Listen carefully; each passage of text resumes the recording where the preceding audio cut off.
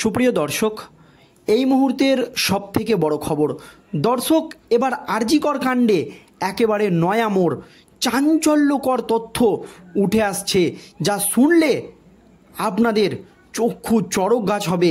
রাজ্যবাসী একেবারে হতভাগ। দর্শক, আপনারা সকলেই জানেন এই আরজিকরে মহিলা চিকিৎসককে খুনের ঘটনায় রাজ্য রাজনীতি একেবারে তোলপাড়। ইতিমধ্যেই একজনকে গ্রেপ্তার করেছে পুলিশ, তবে এর নেপথ্যে আরও কোনো বড় মাথার হাত রয়েছে প্রথম থেকেই দাবি করে আসছিল রাজ্যের একাধিক ফরেনসিক টিমের বিশেষজ্ঞরা, জানিয়ে তাদের চাঞ্চল্যকর দাবি এবং একের পর এক প্রশ্ন কিন্তু উঠে যাচ্ছিল। আর সেই প্রশ্নই কি সত্যি হলো? কেন বলছি দর্শক, দেখুন, তরুণী চিকিৎসকের মৃতদেহে যে ধরনের এবং যত সংখ্যক আঘাতের চিহ্ন মেলেছে, তা কি একজনের পক্ষে করা সম্ভব? তা নিয়ে প্রথম থেকেই একটি প্রশ্ন কিন্তু উঠে যাচ্ছিল। আরজিকর মেডিকেল কলেজ হাসপাতালের ঘটনায় এই প্রশ্ন তুলেছিলেন খোদ আন্দোলনকারী মেডিকেল পড়ুয়া এবং চিকিৎসকদের একাংশ। প্রশ্ন তুলেছিলেন রাজনৈতিক নেতাদের অনেকেই। কিন্তু এবার সেই আশঙ্কাই কি সত্যি হলো? কেন বলছি দর্শক, দেখুন, প্রাথমিকভাবে জানা গিয়েছে মৃতদেহে 11টির বেশি জায়গায় আঘাতের চিহ্ন ছিল। মিলেছে চোখ, মুখ থেকে রক্তপাতের প্রমাণও। আঘাতের চিহ্ন ছিল বাঁ পায়ে, পেটে, হাত, ঘাড় সহ আরও একাধিক জায়গায়। একাধিকবার ধর্ষণ করা হয়েছিল তাকে, একবার নয়, একাধিকবার। একজনে কি একাধিকবার ধর্ষণ করেছে, নাকি এর নেপথ্যে আরও কোনো বড় মাথা বা কালপিট ছিল? দেখুন দর্শক, কলকাতার একটি মেডিকেল কলেজ হাসপাতালের ফরেনসিক মেডিসিনের এক চিকিৎসকের কথায় অপরাধের ধরন এবং একাধিক আঘাতের চিহ্ন থেকে পরিষ্কার তরুণীর ওপরে দীর্ঘ সময় ধরে নির্যাতন চালানো হয়েছিল।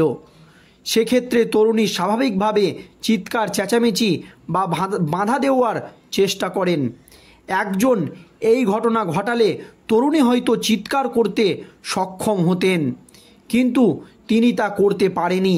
তাই একাধিকজন জড়িত বলে প্রাথমিকভাবেই মনে করছিল অনেকেই। আর সেই ঘটনাতেই বা সেই মনে করাতেই কি এবার সিলমোহর পড়তে চলেছে? কেন বলছি এই কথা বারবার দর্শক, দেখুন, শহরের আরও একটি মেডিকেল কলেজ হাসপাতালের ফরেনসিক মেডিসিনের এক চিকিৎসক জানাচ্ছে, এই ধরনের অপরাধে একজন জড়িত থাকলে সাধারণত এত আঘাতের চিহ্ন থাকার কথা নয়। ওই চিকিৎসকের কথায় তরুণীর শরীরের প্রতিটি ক্ষত পরীক্ষা করলে এই প্রশ্নের উত্তর মেলার কথা। অপরাধের ধরন দেখে একজন জড়িত বলে প্রাথমিকভাবে মনে হচ্ছে না, এই দাবি কিন্তু বারবার করে আসছিল একাধিক চিকিৎসক থেকে শুরু করে বিশেষজ্ঞরা। ফরেনসিক মেডিসিনের এক প্রবীণ চিকিৎসক বলেন, একজন জড়িত থাকলে শরীরে এতগুলি অংশে আঘাতের চিহ্ন মেলার কথাই নয়। একাধিক আঘাত থাকতে পারে, কিন্তু সেগুলো শরীরে 2-3টি অংশে থাকার কথা। এখানে মুখ থেকে শুরু করে পা সর্বত্রই একাধিক জায়গায় গভীর ক্ষত। 35 মিনিট সময়ের মধ্যে এত জায়গায় এতগুলো আঘাত, একাধিকবার ধর্ষণ থেকে তা নিয়ে নানান সংশয় প্রথম থেকেই দেখা দিয়েছিল। এক চিকিৎসকের কথায় গলা এবং বুক 2 জায়গায় জোরে চেপে ধরার প্রমাণ মিলেছে। এটা নিয়ে যথেষ্ট খটকা আছে, কারণ শ্বাসরোধ করে কাউকে মারতে হলে 2টি হাতের প্রয়োজন। আবার 2 হাত দিয়ে শ্বাসরোধ করলে বুকের ওপরে ওই পরিমাণে চাপ দেওয়া খুব কঠিন। যদি অনেকটা সময় ধরে অত্যাচার চলতো তাও না হওয়ার কথা ছিল, কিন্তু এখানে যে সময়টা বলা হচ্ছে তাতে এতগুলো জায়গায় আঘাত করা কিভাবে সম্ভব? চিকিৎসক হিসাবে সেই প্রশ্ন থেকেই যাচ্ছে। পুলিশ অবশ্যই আগাগোড়াই জানিয়েছে গ্রেপ্তার হওয়া যুবক একমাত্র অভিযুক্ত, কিন্তু এই নিয়ে প্রশ্ন উঠে গিয়েছিল প্রথমেই। চিকিৎসকদের একাংশের এই সংশয়ের কথা কি পুলিশ গুরুত্ব দিয়ে বিবেচনা করবে? সেই প্রশ্নর উত্তর কিন্তু এখনও পাওয়া যায়নি দর্শক। তবে কার মদতে বা কোন বড় মাথার মদতে এই কাজ করেছিলেন এই ধৃত অভিযুক্ত? দেখুন দর্শক, পুলিশ বাহিনীতে প্রভাবশালী ছিল আরজি কর কাণ্ডের ধৃত civic volunteer Sanjay Roy. Police বাহিনীতে তার ব্যাপক কিন্তু প্রভাব ছিল। এত প্রভাব, এত প্রতিপত্তি সে পেল কোথা থেকে? দেখুন, সিভিক ভলেন্টিয়ার হয়েও পুলিশ কর্মীদের সংগঠনের ছায়ার তলায় ছিল সে। একেবারে পুলিশ কর্মীদের যে সংগঠন তার ছায়ার তলায় সে ছিল। কলকাতা পুলিশ ওয়েলফেয়ার কমিটির ছাতার তলায় ছিল সঞ্জয়। হাসপাতালে ভর্তি পুলিশ কর্মীদের পরিবারের সদস্যদের খোঁজ খবর রাখাই ছিল তার কাজ। দর্শক, সঞ্জয়ের নামে ইস্যু করা হয়েছিল পুলিশের বাইকও। নিয়ম ভেঙে সঞ্জয়ের কাছে থাকত পুলিশের টহলদারি বাইক, সেই বাইক নিয়ে ঘুরত সে। পুলিশ ওয়েলফেয়ার কমিটির দুটি শাখা, একটি কলকাতা পুলিশের জন্য আর একটি রাজ্য পুলিশের জন্য। কলকাতা পুলিশের জন্য যে ওয়েলফেয়ার কমিটি, তার সেন্ট্রাল অফিস রয়েছে বডিগার্ড লাইসেন্স এবং রাজ্য পুলিশের ভবানী ভবনে। এটা পুলিশ কর্মীদের স্বেচ্ছাসেবী সংস্থা। একটা ছাতার তলায় রয়েছে কর্মীদের এই ইউনিট বা কলকাতা পুলিশ ওয়েলফেয়ার কমিটি। এর কাজ হচ্ছে মূলত পুলিশ কর্মীদের আত্মীয় স্বজন বা পুলিশ কর্মীরা যখন হাসপাতালে ভর্তি থাকেন তাদের শারীরিক অগ্রগতির খোঁজ খবর নেওয়া। এই ধরনের সহায়তার কাজেই ওয়েলফেয়ার কমিটির তরফে তাকে রাখা হয়।